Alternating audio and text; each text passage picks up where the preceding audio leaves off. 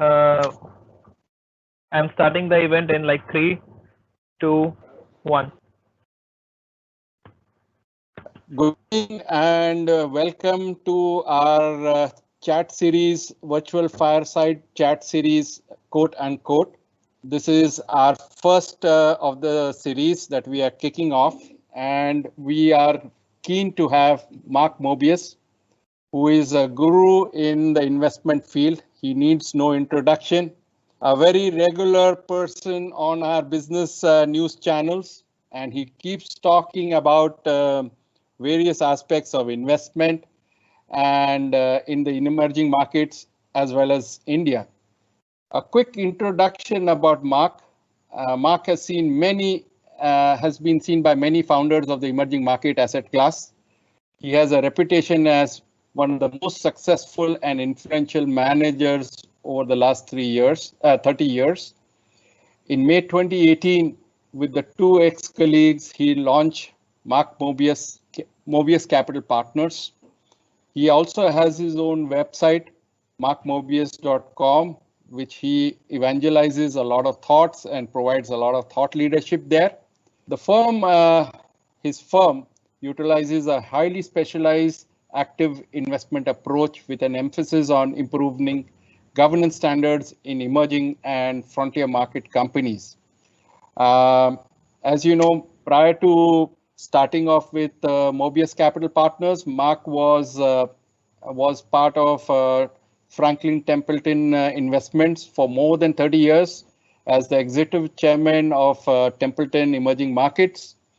And during his tenure, he grew the asset under management multifold from $100 million to over $400 billion and launched a number of emerging markets and frontier funds focusing on Asia, Latin America, Africa, and Eastern Europe, the emerging market, as we say. And in his career, he has influenced and earned numerous awards and accolades.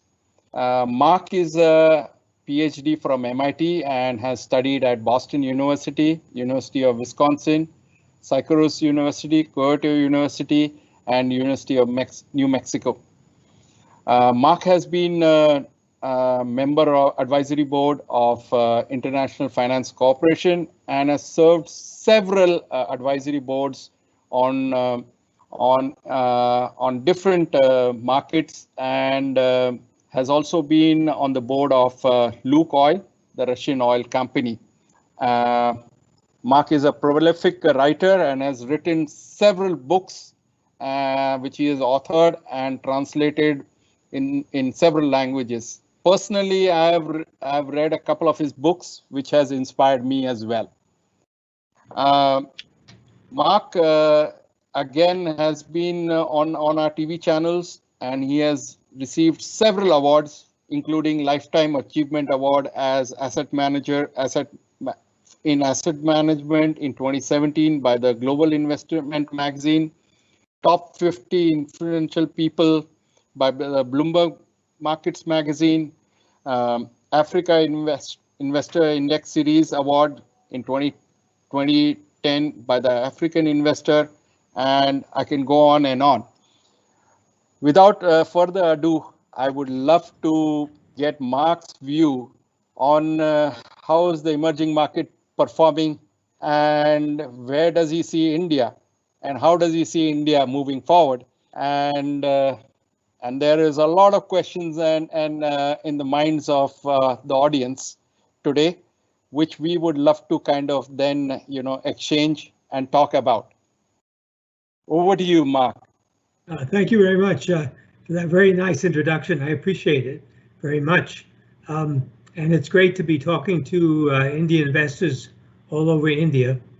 My personal view is that we are now in the middle of an incredible opportunity because this COVID-19 crisis has been blown out of all proportion because of the internet, because of the way governments have reacted around the world.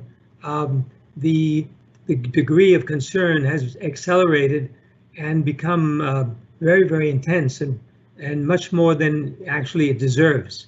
So the reaction of the market, as you know, was very sudden. Within a few months, most markets had gone down by 20, 30, 40, 50%.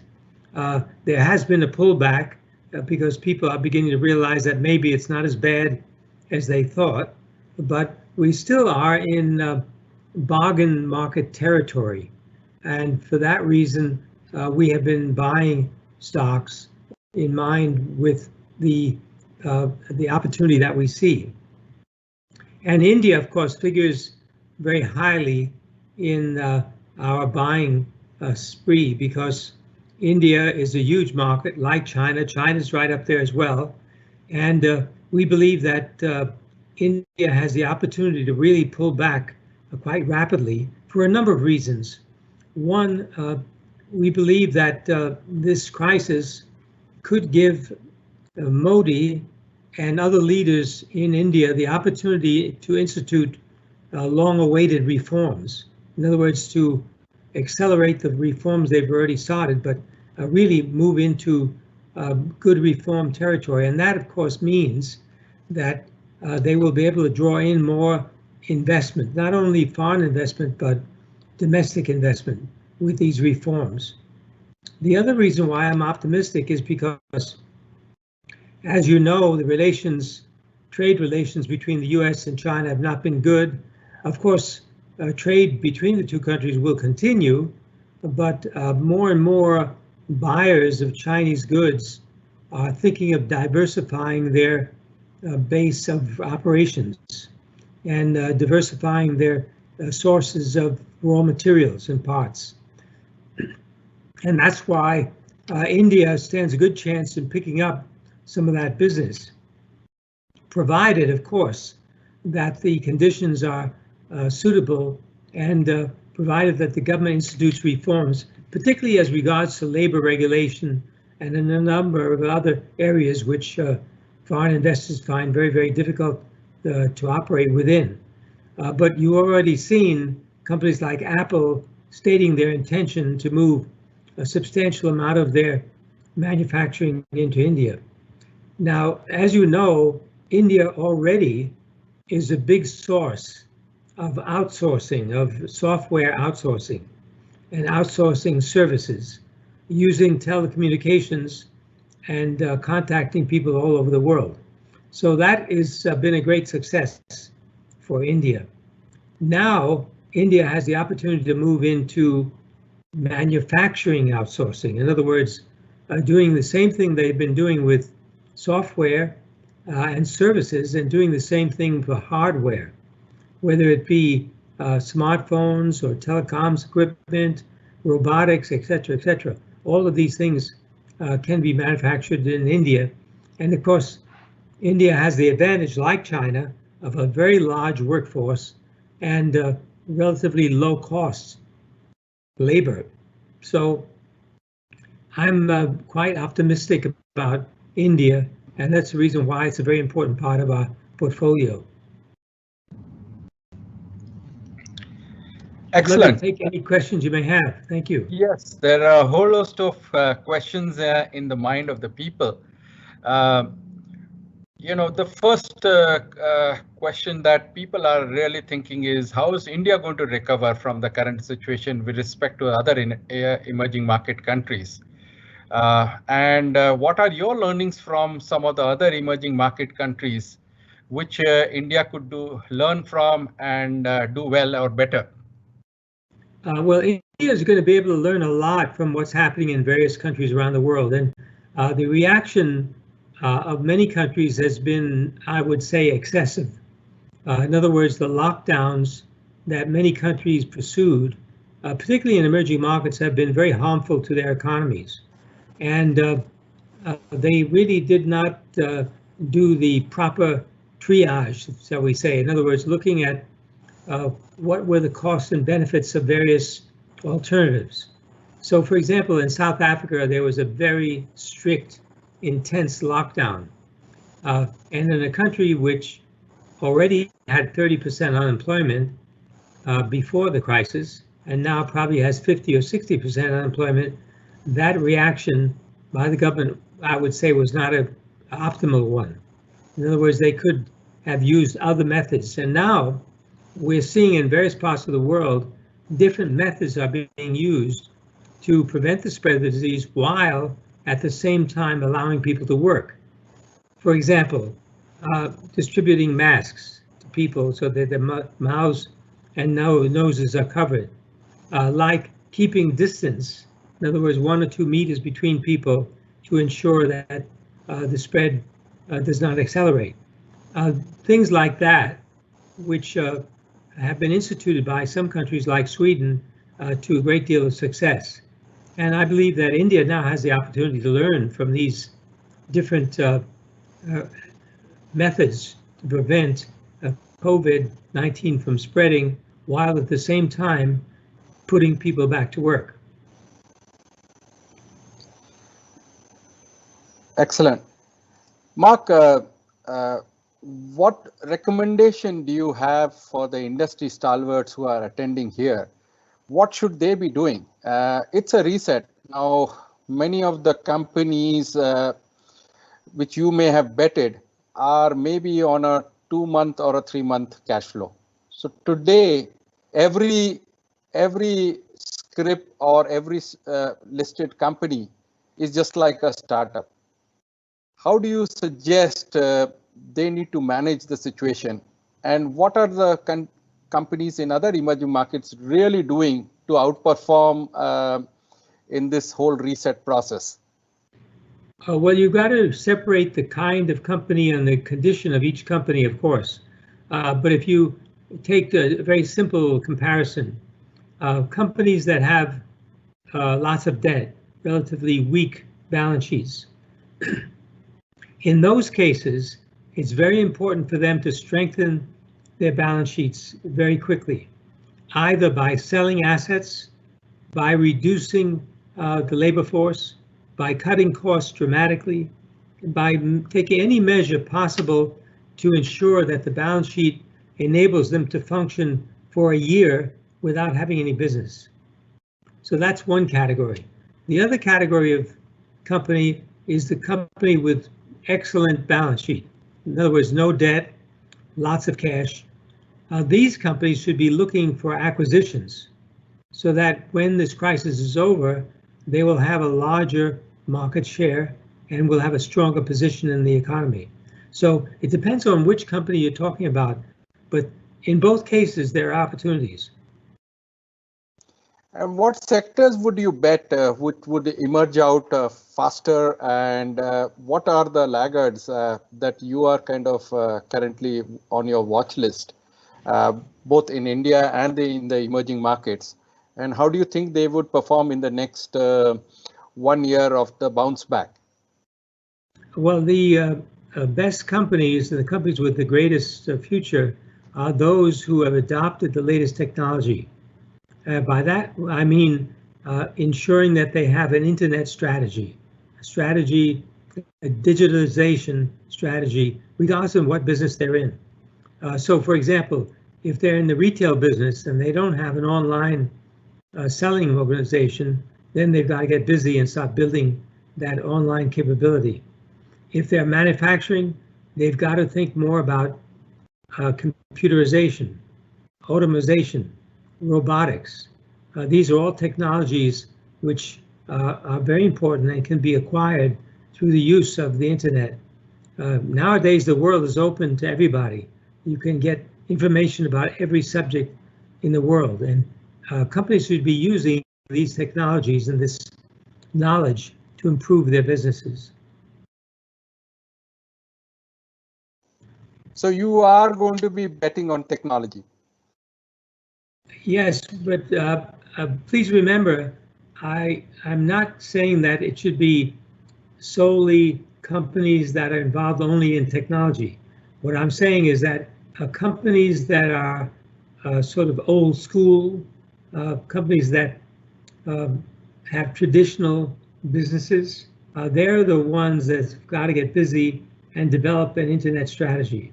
So, for example, if you take Walmart in the US, as you know, they were running into a lot of competition from Amazon. What they did is they embarked on an online strategy, and now their online business is growing very, very fast, and they're giving Amazon a run for their money in terms of uh, selling and delivering goods all over the world, matter of fact. So both digitization and globalization leveraging on technology would be the way forward. Exactly. Got it. Got it.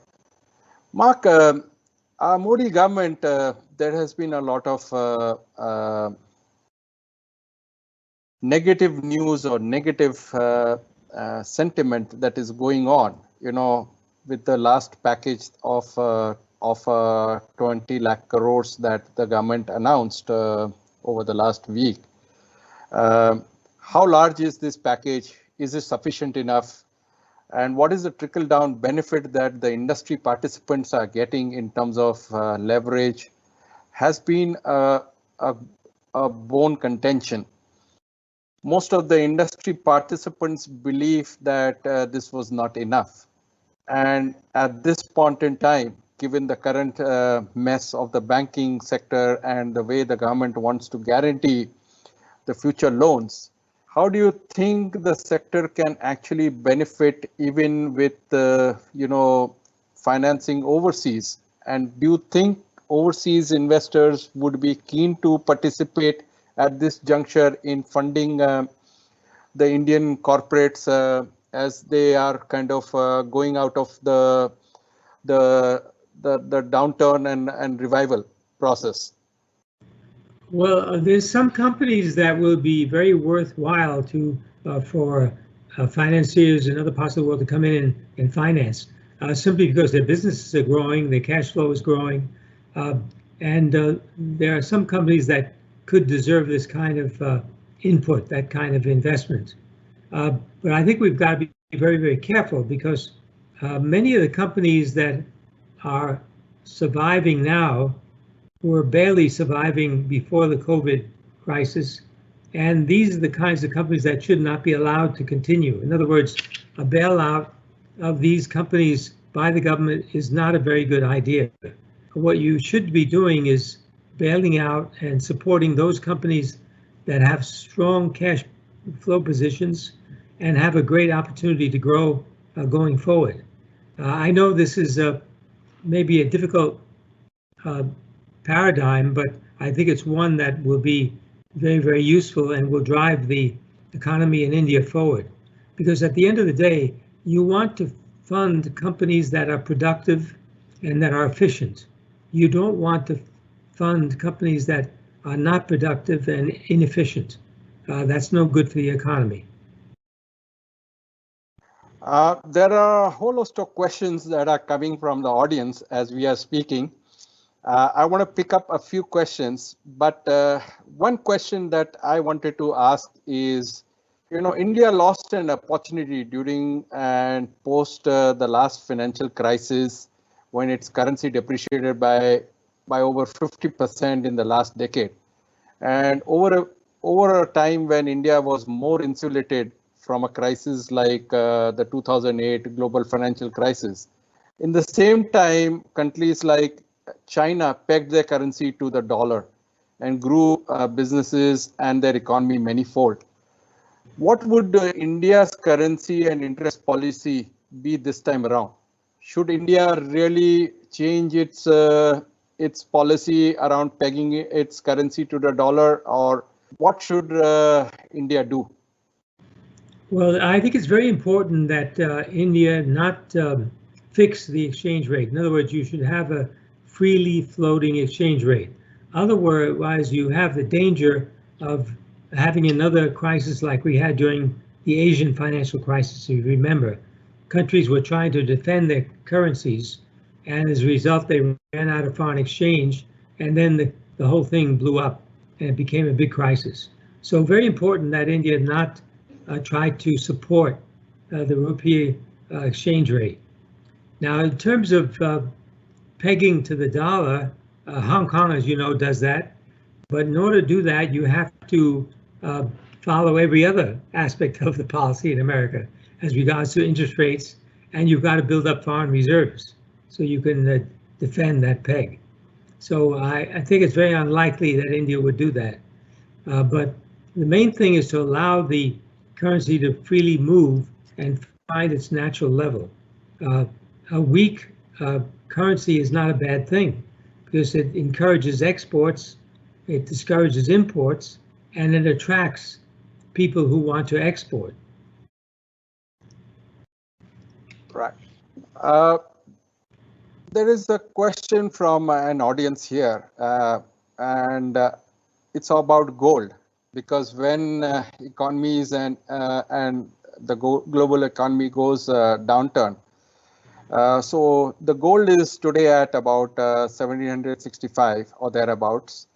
It has already moved quite much, and so much money is being printed globally, and equity markets are contracting. Is it poised to go towards upwards, or if the global situation normalizes, how would the gold prices react to such situations post-COVID? Well, as you know, I recommended last year for people to get gold, have at least 10% of their portfolio in gold. Of course, India, I think the Indians have probably more than that in their savings. Unaccounted ones. And I think over the longer term, yes, the gold prices will increase simply because the amount of currency in circulation is increasing at a rapid rate. So basically, you're having a debasement of currencies. And whenever you have a debasement of currencies, gold is strong. It tends to be strong. Point taken.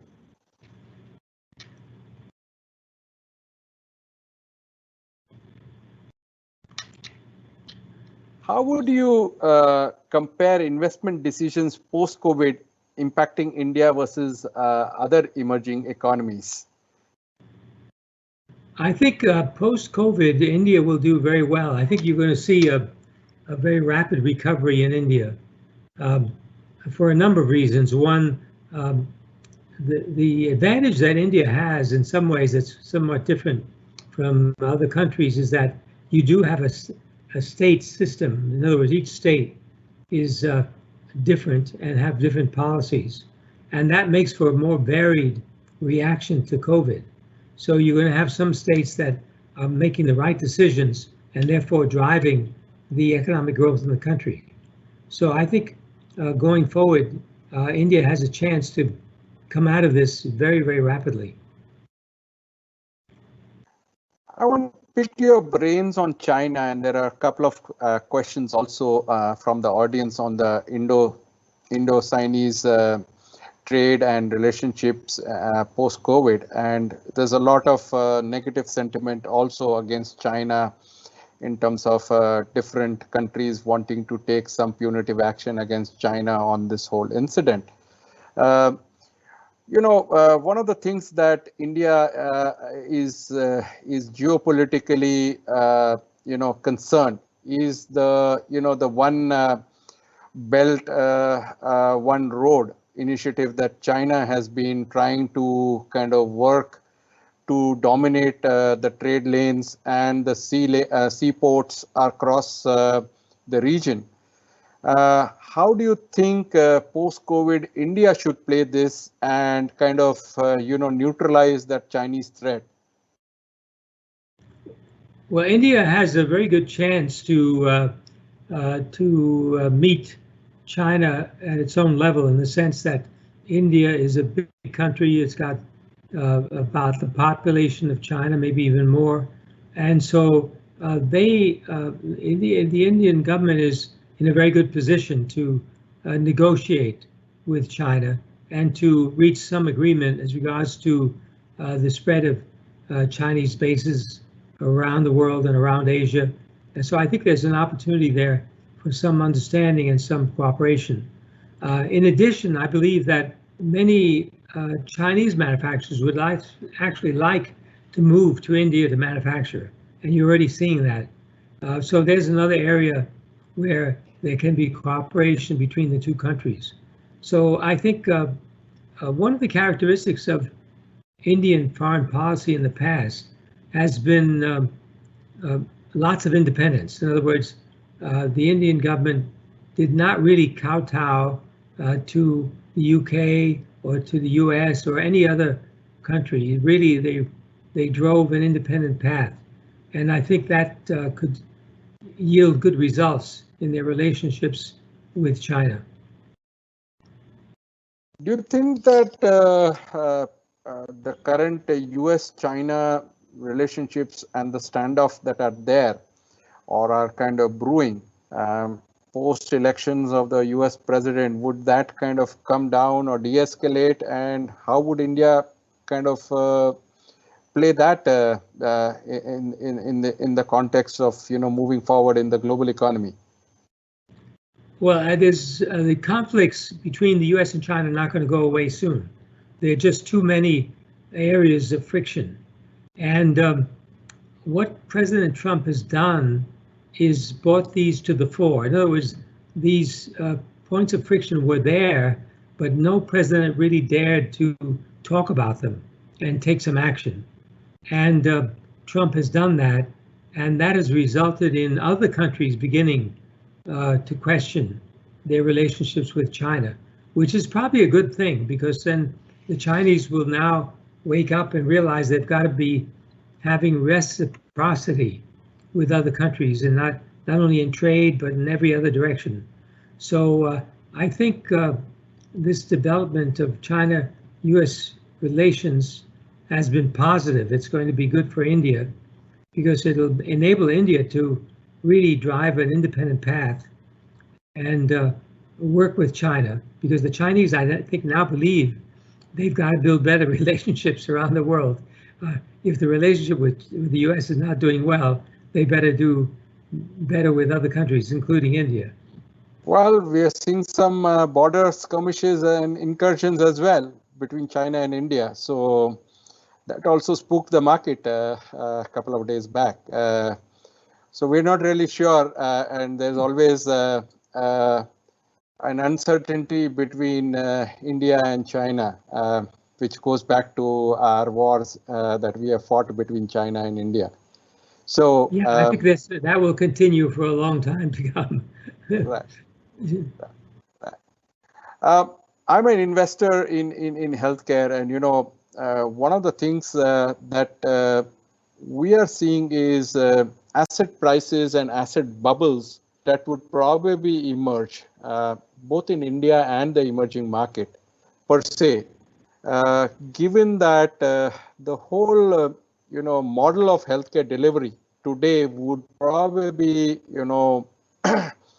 break down into small formats with isolation and other things, which obviously is good for India, because given that the current demographic of healthcare demand and supply where India is, and the number of dollars that or the rupees that the Indian government has committed to the Ayushman Bharat and whatever other schemes that have been announced now recently, the perception of investment managers like us and the operators has been that this just cannot be bridged. And although there is foreign interest in participating in this revival process, there is always that feeling that it may take a bit longer, because there is a gestational investment period by which time the whole opportunity may be lost. What's your feel about the same issues in other emerging markets? Well, I think, yes, there is always a fear that you're going to miss out on opportunities. But this is the reason why a crisis like this is so beneficial in many ways, because it enables countries to sit back and say, wait a minute, we now have this crisis. How do we get out of it? And what changes do we have to make going forward? So I think you're going to see more and more of that thinking in the future, particularly now with high unemployment. I've been advocating that countries begin massive employment programs for infrastructure, building roads, bridges, railways, etc., to put people back to work, because this COVID crisis is going to result in many job losses permanently. Many companies are going bust, and they will be letting people go permanently. So it's going to be very important for the government, in conjunction with the private sector, to institute large, massive programs, public works programs. Our government has also issued the final report of the National Infrastructure Plan for 2025 as well. And part of that investment is also been kind of dovetailed into the recent COVID package of 20 lakh crores Indian rupees. Do you think that would be enough for the infrastructure sector to revive? There is already the pain of the past in terms of all the other financial crises that have been going on and that have weakened the balance sheet of several banks and financial institutions. How do you think India, on a structural and a systemic basis, could emerge out using this opportunity that has presented in front of it? Well, I think they can emerge from this by doing a few things. The first thing is they've got to draw up a country-wide program, a program that touches all the states in the country, and a program that's very, very detailed and clear as to what you want to achieve, not 2 years from now, not 5 years from now, but 10 or 20 years from now in terms of infrastructure. And then each one of these components, whether it be bridges, roads, railroads, airports, whatever, should then be examined carefully and given to joint ventures with the government. In other words, we've got to draw in the private sector, and not only Indian private sector, but global private sector. Companies in the world who are interested in investing in such projects, along with the government and side with the government.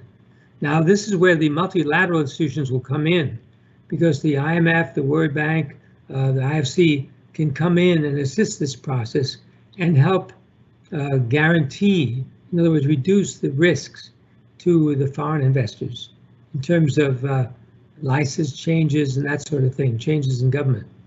So I think that kind of program could be very beneficial. And what are the other risk? Because there is a risk, country risk also at this point in time, given the overall balance sheet of India, that it may kind of get downgraded by the global rating agencies. And how do you see that risk, looming large on India per se? And is this going to be a similar risk the other emerging market countries will also face, and what will happen? Because that would definitely make things and the industries cost of borrowing and their balance sheets going a bit more weaker, and the bounce back process getting much more painful. Well, that's always a risk. In other words, you have the country risk. That's always that investors have to face. So they have to make judgments as to whether a country is viable or not. But the good news is that interest rates in the West have gone down to very, very, very low levels. This provides an opportunity for even countries that have very low rankings by Moody's or S&Ps and so forth. That gives them an opportunity to actually raise money at relatively low rates, because there are investors out there who are willing to take that risk. So that's why I advocate that India embark on such programs to issue debt, not only domestically but internationally, but tied to the individual infrastructure projects. So, for example, you want to build a bridge. Okay, we raise $500 million or $1 billion for the bridge. The bridge will be a toll bridge, and the investors in the bonds of the bridge will be guaranteed income from the tolls. Of course, they've got to take a risk that the tolls may not be very much, but they've got to be guaranteed that whatever it is, they will get a given percentage. This way, the bonds can be paid off over time, and eventually, of course, the bridge will revert to the ownership of the government. So this is the kind of project that can be duplicated in many states all over India and in many different areas. One quick question on the resetting of the growth rates. There has been the World Bank projections about different countries, and amongst the countries that would probably have a positive growth rate is India, as per the World Bank, and we are also going to have the World Bank chief economist also talk to the audience in one of the sessions later on. What's your view? Do you think India is strong enough to be able to bounce back and come back with a much stronger growth rate in terms of what the World Bank has projected? And what's your view on that? No, I think the India can bounce back very, very quickly. I know a lot of the projections are that the Indian economy will shrink by as much as 5% this year, and will not have any growth in 2022. But I don't think that's the case. I think India will, bounce back very quickly by the end of this year, and next year, 2021, will be a good growth year for India. You must remember that when you're comparing growth rates from one year to the other, the denominator is just as important as the numerator. So the same oil value. Yeah, for example, let's say this year you have a negative rate. Right. Well, you only have to grow by 1 or 2% next year to get a 6% growth rate. You know what I mean? So a lot of economists, I think, forget that fact, that very often you don't need much growth to show a big difference between what happened the previous year. How tenable is our 5 trillion economy goal that our Prime Minister Modi has put forward for us? Do you think it's achievable by 2025, or I think it's kind of much beyond now in terms of timeline? I think they're achievable, no question about that. In fact, I would say that maybe his ambitions are too modest. I think India can do a lot better than that with the right policies in place. Because you must remember, a lot of people think of India as a relatively poor country, but it's not. It's a very rich country. There's lots of money under the mattress in India. Indians have lots of savings that they could put to work for the country. Right. I want to just change track, because there are a couple of investment managers and asset managers in our audience. There are a couple of interesting points of view and questions that they have, and I would love to kind of ask a few questions from their point of view. First question is a very generic one. You've been obviously successful, and you've seen such a downturns. Many of our investment managers would love to know what's your message to them.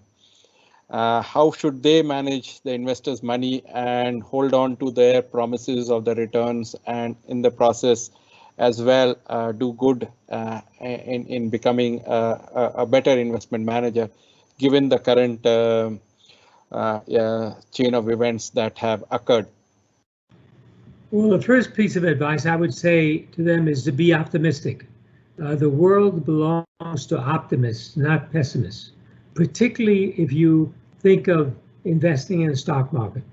Stock markets have more bull periods than bear. The bear markets are very short in duration.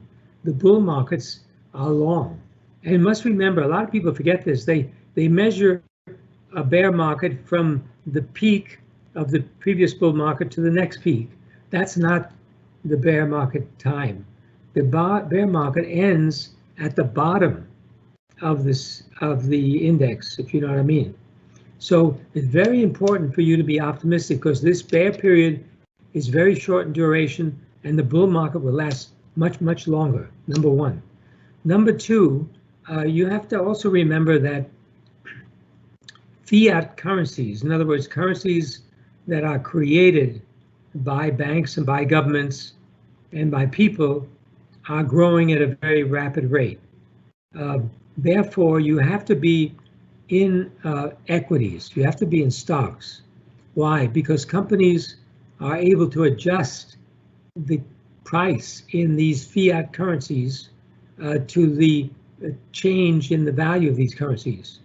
So you escape the trap that many fixed income investors get, is when they are investing in a fixed income instrument, they forget that the currency that they get in 5 or 6 years is going to be not worth what the currency was when you started. And by the way, I include US dollar there as well. The US dollar constantly is being depreciated. So given these two facts, it's very important for you to be invested. And particularly at a time like this when people are pessimistic, now is the time to be buying stocks. There's an interesting question I want to take from the audience here. I don't have his name. What strategies can Indian asset managers learn from the world, especially their counterparts in other emerging markets, in order to respond to the crisis? Well, the first thing, of course, is to be ready to go in when things look bad, when people are selling, when people are pessimistic. That's number one. Number two, of course, what you're investing in specifically is very, very important in terms of you evaluating the companies on a very specific level. For example, does the company have a strong balance sheet? Are the earnings of the company on a per share basis moving up? Are they expected to continue to move up? Number three, how about the dividends? Is the company paying dividends? Are they treating shareholders properly in that respect? And number four, what is the nature of the ownership and management? Is the ownership and management honest? Are they ethical people? Do they observe good corporate governance, good environmental, and good social policies? These are all very critical questions you have to ask. Another interesting question from the audience is, going forward, do you see a risk of an increase in LP defaults? Increase of what? Increase in LP defaults, limited partner defaults. Oh, defaults. Yeah. Oh, yes, there's going to be many bankruptcies as a result of this crisis. Many companies will default. Many companies will bankrupt. So yes, there's no question about that. And you have to be ready for it. Now, again, that provides an opportunity because those companies with strong balance sheets will be able to make acquisitions at low cost acquisitions, which will be very beneficial. One quick question, since we have been exchanging a lot of ideas, and I used to run the an algo-based hedge fund, which obviously we have divested. But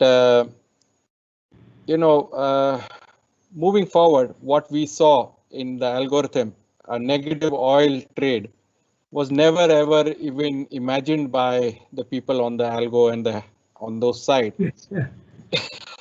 Yeah. Do you think it's now back from the machines to the humans, and people like you and people like Warren Buffett and the old school way of investment is going to come back because a lot of people have lost their pants running these algos? They never imagined. And a lot of the prime brokers in the process, their systems were never able to handle this sort of negative trade or a value in the negative trade beyond zero. What's your point of view? Yeah, this is very interesting question. You must remember that algorithms are based on people's behavior. In other words, when people write the algorithms, first of all, humans are writing the algorithm, not a machine. And secondly, the algorithm formulas are based on past experience. So, the belief that the past is prologue is a fairly sound one. But as you know, Mr. Taleb says there's always a black swan. There's always something unexpected. And you've just got to be ready for that. You've got to be ready for that unexpected event. So, for example, if you're running a hedge fund and you have an algorithm for oil prices, you've got to include in that algorithm the possibility of it going into something completely unexpected, either too high or in negative territory.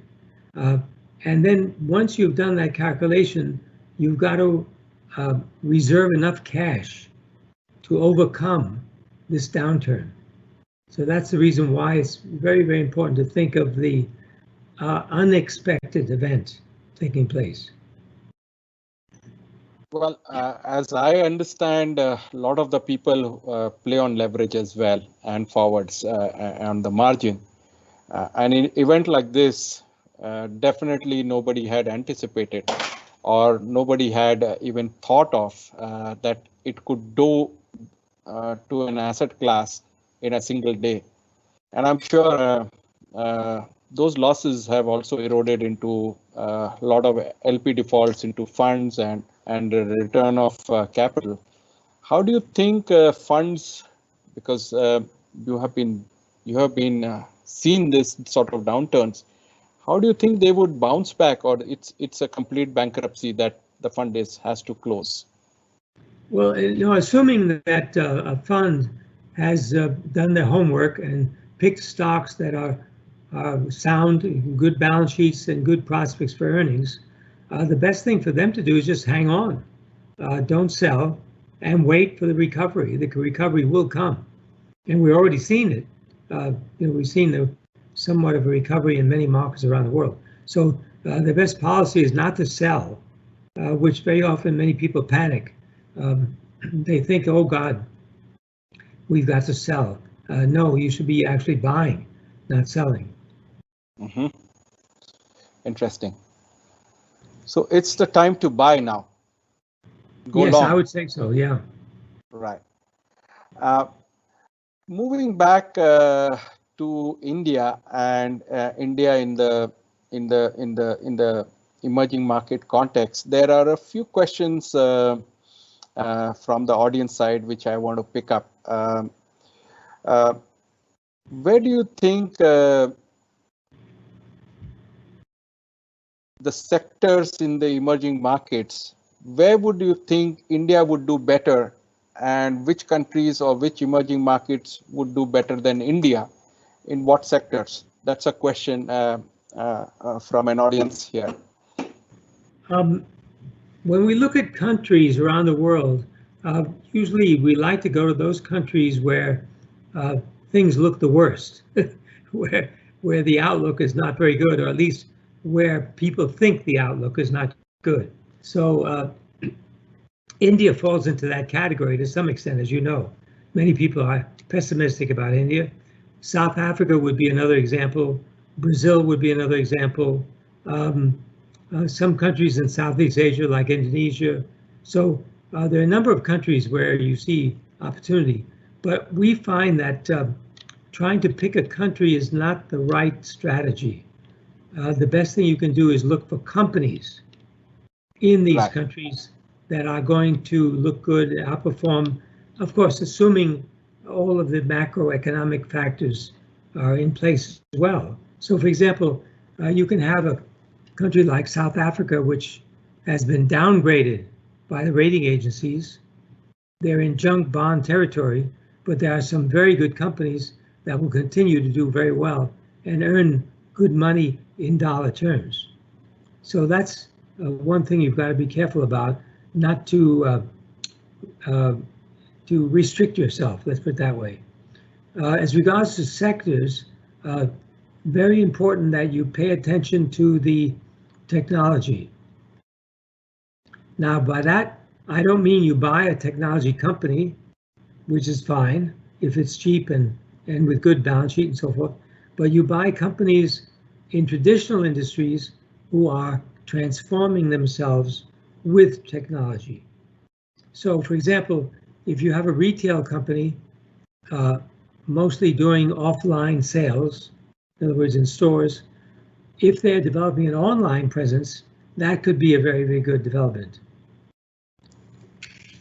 So more of a digital transformation of traditional industries to more technology is what you mentioned earlier, and you seem to echo that back again. Exactly. What's your point of view of the non-banking financial services sector across emerging markets, given that there is a bank